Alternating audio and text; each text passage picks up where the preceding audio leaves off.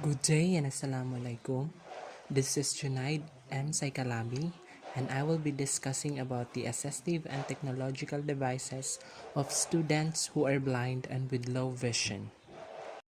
Let us first discuss about the assistive technology.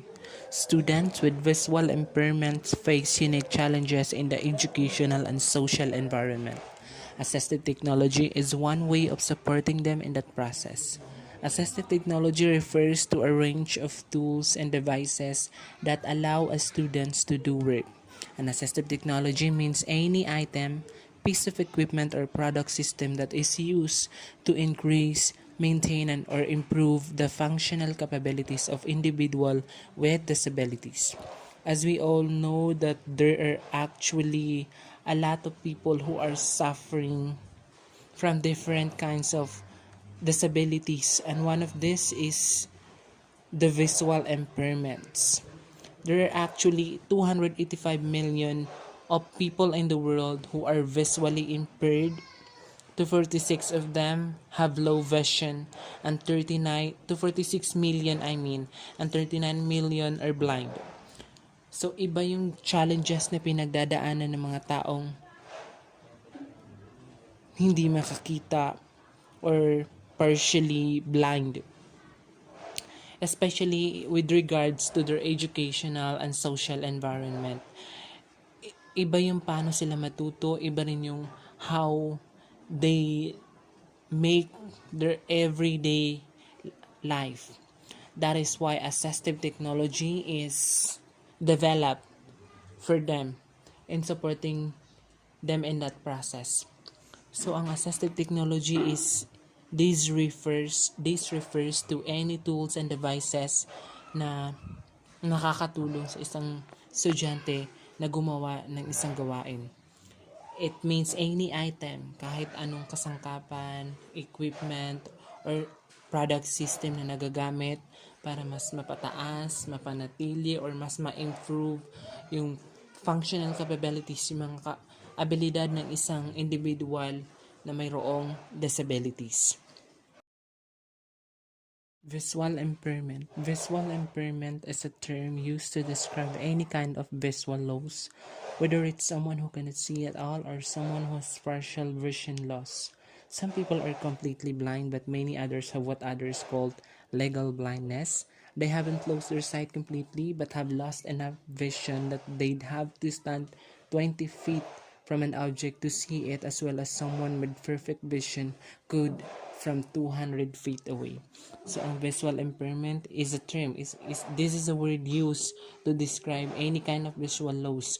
Parang it's all about kung nawalan ka ng paningin. Whether it's someone who cannot see at all, kung wala ka na talagang makita, or someone who has partial vision loss. Itong partial vision loss is tinatawag nilang legal blindness. They haven't lost their sight completely, but they lost enough vision para hindi nila mas makita ng klaro yung isang object.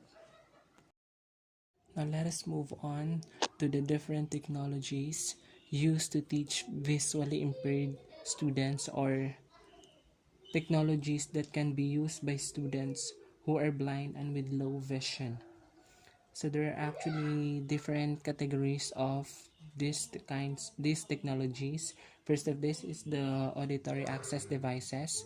Among this category is the audiobooks or talking books.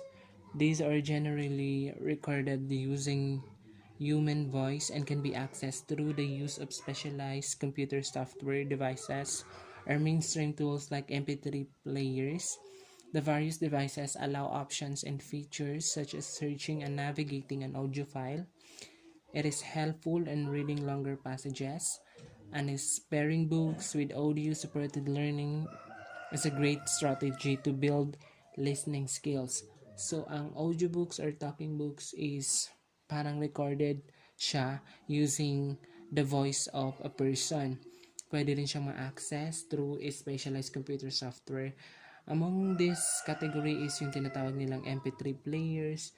Just like this na nagre-report ako using a parang recorded siya. So, people can hear it aside from nakikita niya, nababasa niya, is naririnig niya Then, there are actually various devices na nag-a-allow din ng nagsisearch, nag-navigate ng audio file.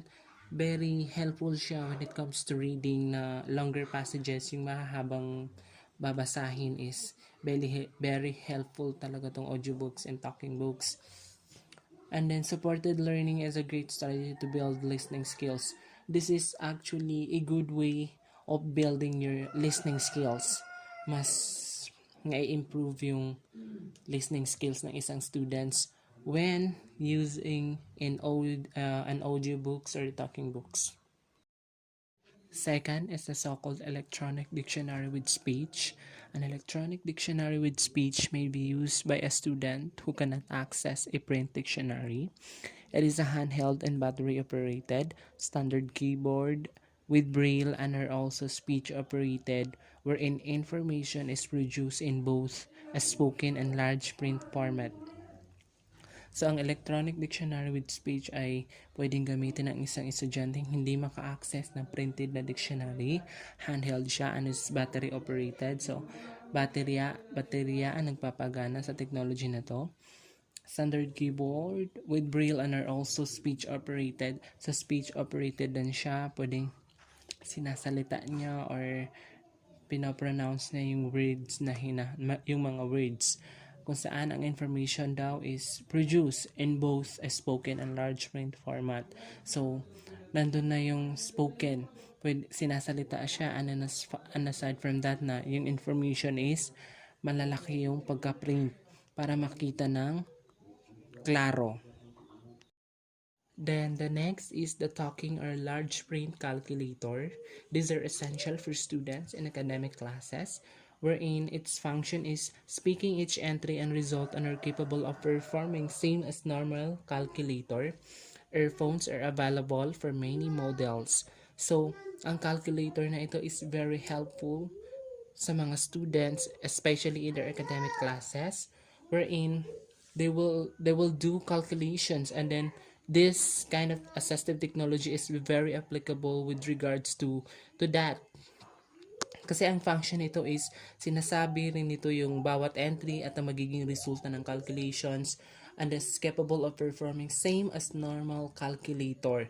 So para lang siyang normal na calculator. And then ang kagandahan din nito is earphones are available for many models.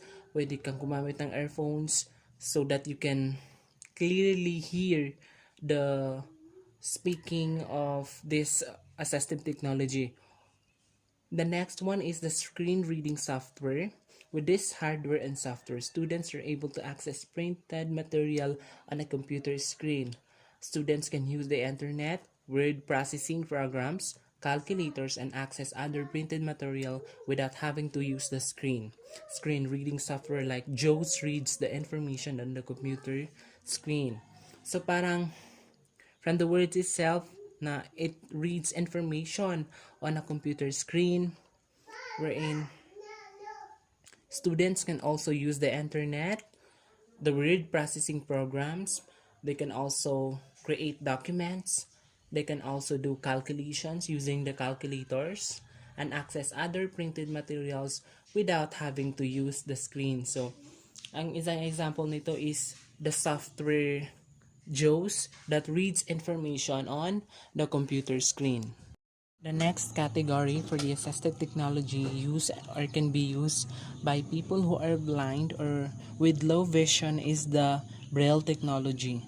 So ang mga technologies na under sa category na ito is first is the electronic braille note takers. This is a portable word processing device that is used to take notes, encompasses many functional areas in addition to writing. Students can use a braille note taker to complete assignments, read textbooks, and navigate the internet. Many note-taking devices are available with speech output, Wi-Fi connectivity, access to email, calculators, calendars, and other personal organizational tools. It is a lifelong tool and should be introduced as soon as the student demonstrate readiness. So, ang electronic braille note takers ay isang word processing device na ginagamit para mag-take notes, to take the important informations. Dito siya isinusulat yung mga take notes ng isang estudyante. Marami siyang functional areas aside from writing. Pwede din gamitin ang technology na ito para makomplete ang mga assignments, para magbasa ng mga textbooks, or para makagamit ng internet. So, karamihan din sa mga note-taking devices is meron ding speech output kung saan pwede rin sinasalita or binabasa din niya yung mga nakasulat doon. Wi-Fi connectivity, pwede din siyang i-connect sa Wi-Fi, maka-access ka ng email. You can do also calculation kasi may calculators to, may calendars and other personal organizational tools. It is a lifelong tool. So, pangmatagalan siya at dapat i-introduce siya sa klase o sa students as soon as makita mo yung pagiging handa na ng mga estudyante. Second is the word processor with refreshable braille display. For students with no vision, a refreshable braille display can be used in conjunction with the word processor, which will display the text tactily, allowing the student to reread and edit their own work. This strategy can be used with or without audio feedback, which supports multisensory learners and allows the students to choose the access method. The incorporation of Braille has the potential to significantly improve the editing process. Ang word processor ay isang technology na nagdi-display ng text kung saan it allows the students to reread this text. Kung ito'y nabasa nila, pwede nilang basahin ulit, and then they can also edit it or can edit their own work. Pwede rin siyang gamitin with or without audio feedback because it supports multisensory learners, and then it allows also students to choose kung anong klaseng method ba yung gagamitin nila. Braille printer or embosser. It is a printer attached to a computer which is used to produce a Braille copy of text. May also be attached to Braille note-taking devices for the same purpose. The embosser require heavyweight paper and most models print on just one side, but Enterpoint printers emboss Braille on both sides of the page, conserving paper but are much more expensive. So, ang technology nito is much more expensive siya compare sa iba. Parang it is a printer which is used to produce a copy of the text. So ginagamitan siya ng paper, and then pwede rin siyang i-attach sa note-taking devices for the purpose of producing a copy of text. Next is the manual and electronic braille writers. A manual braille writer is similar to a typewriter and is a simple, yet rugged device that is often introduced to students who are emergent readers and writers. As students progress, they may transition to an electronic braille writer before beginning to use a braille note taker. So parang similar lang siya sa typewriter pero na very simple, na kadalasang ini-introduce sa mga students na mga emergent readers and writers. And then pag nag-progress na sila, kadalasan bago sila mag-proceed to using a braille note taker, kailangan muna silang dumaan sa electronic braille writer. PIEF or Pictures in a Flash and Swell Touch Paper. It is a simple and fast way to prepare tactile graphics. PIEF is a machine that makes raised line drawings on special paper called capsule or swell paper. Users can draw, print, or photocopy pictures onto the swell paper and pass it through the PIF. The heat of the PIF causes the lines to swell, and then the drawing can be read with the fingers. It is ideal for people who are blind and vision impaired. So parang for graphics, for tactile graphic lang siya, in a very simple at mabilis na paraan in preparing tactile graphics nga. It is a machine kung saan users can draw, pwede silang mag-draw, mag-print, or mag-photocopy ng mga pictures using this whale paper, and pwede na lang itong i-pass through the PIF. The third category for the assistive technology is the so-called electronic magnifying system. And first of the technologies na belong sa category nito is the electronic desktop magnifiers. It is an equipment that can be helpful for reading, writing, and doing a variety of everyday living tasks. It consists of a camera that is mounted on a frame or arm that displays a magnified image on a monitor. They are generally referred to as electronic video magnifier or closed circuit television system. Some models now have optical character recognition along with speech output in addition to magnifying text. This enables the person to hear the text being read aloud at the same time it displays on the monitor. So, ang electronic desktop is very useful in terms of magnifying the text. This is very helpful for reading, writing, and doing a variety of everyday living tasks. Meron siyang camera kung saan it magnifies an image on a monitor. And then, karamihan din sa mga bagong modelo nito is meron na ring optical characteristic, character recognition, and then meron na rin siyang speech output wherein a person can hear the text being displayed aloud at the same time displayed on the monitor. Second is the portable digital magnifiers. It is a device with a camera on the underside that captures the image text, pictures or other items and a monitor on the top side that displays the image. Monitor sizes can range from 3.5 inches to 13 inches. Other available monitor sizes are 4.3 inches, 5 inches, and 7 inches. It can store 1,000 images for viewing anytime. So, this is a device with a camera na nagka-capture ng text sa mga images, pictures, or other items. And it also displays an image on its monitor sa top side nito.